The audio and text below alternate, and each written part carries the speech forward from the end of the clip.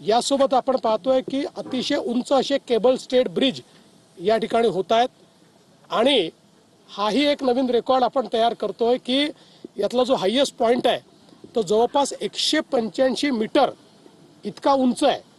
त्यामुळे देशामध्ये आतापर्यंत एवढा उंच कुठलाच ब्रिज बांधला गेलेला नाही। तो केबल स्टेड ब्रिज ही आत्ताच आपण सगळ्यांनी बघितला, तो ब्रिजही या ठिकाणी बांधला जातोय। MSRDCच्या वतीनं हे काम अतिशय चांगल्या पद्धतीनं चाललेलं आहे। याच्यामध्ये कामाचे दोन जे काही टप्पे आहेत त्यातला एक 99% पूर्ण आहे, एक 87% पूर्ण आहे। एकूण काम जवळपास 94% पूर्ण करण्यात आलेलं आहे। आता मोस्ट क्रिटिकल पार्ट जो आहे त्याचं काम चाललेलं आहे आणि MSRDCने आम्हाला असं सांगितलं आहे की आम्ही हे काम डिसेंबरपर्यंत पूर्ण करू, पण आमचा त्यांना आग्रह आहे की त्यांनी ऑक्टोबरपर्यंत हे पूर्ण केलं पाहिजे, फार झालं तर नोव्हेंबरपर्यंत त्यांनी ते पूर्ण केलं पाहिजे। त्यामुळे आज आता शिंदेसाहेब आणि मी त्यांच्याशी चर्चा करून त्याची नवीन डेडलाईन ठरवू। पण मला असं वाटतं की MSRDC असेल आणि इथे जे काही कॉन्ट्रॅक्टर्स काम करतायत, वेगवेगळ्या एजन्सीज ज्या काम करतायत, यांचं अभिनंदन केलं पाहिजे की अतिशय डिफिकल्ट परिस्थितीमध्ये ज्या ठिकाणी प्रचंड वेगाचे वारे 85 किलोमीटर प्रति तासाने वेगाने धावणारे जे वारे आहेत, अशा वाऱ्यांमध्ये हे काम या ठिकाणी केलं जात आहे आणि हे वारे सस्टेन करू शकतील अशा प्रकारचं टेस्टिंग करून या ठिकाणी हे सगळं काम केलं जात आहे।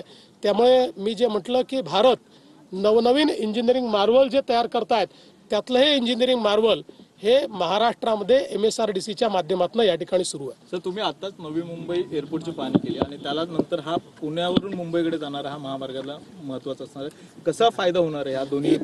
याचा दुसरा फायदा हा आहे की पुण्याच्या लोकांना, पुण्याचं एअरपोर्ट तर आहेच, पुण्याच्या लोकांना नवीन पुण्यात आम्ही एअरपोर्ट करतोय, पण आता या मिसिंग लिंकमुळे 1 ते सव्वा तासात पुणेकर नवी मुंबई एअरपोर्टपर्यंत देखील पोहोचू शकणार आहे। त्यामुळे जी आपली ओरिजिनल अपेक्षा होती की मुंबई पुणे एक इकॉनॉमिक कॉरिडॉर तयार व्हावा, तो इकॉनॉमिक कॉरिडॉर आता तयार होतोय आणि त्याच्यामध्ये ही मिसिंग लिंक एक महत्त्वाचा पार्ट आहे। सर, आपण आपल्या अभियांत्रिकी कौशल्याने 2 महत्त्वाचे जे घाट होते सह्याद्रीमधले ते आता बायपास जवळपास केलेले आहेत। काय वाटतं, महाराष्ट्र या असा नवीन अभियांत्रिकी कौशल्यासाठी जाणला जाईल याच्या पुढे? 100% इन्फ्रास्ट्रक्चरमध्ये महाराष्ट्राने गेल्या 10 वर्षामध्ये जे काम केलेलं आहे हे अतुलनीय अशा प्रकारचं काम आहे।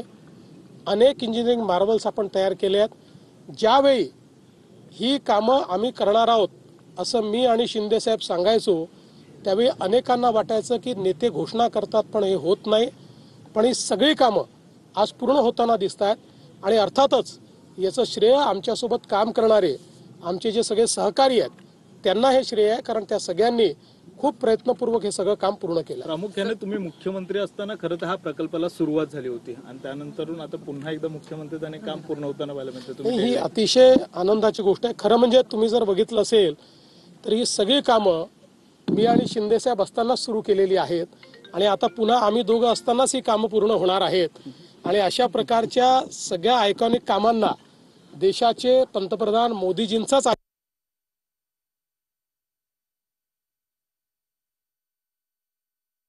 काम आहे।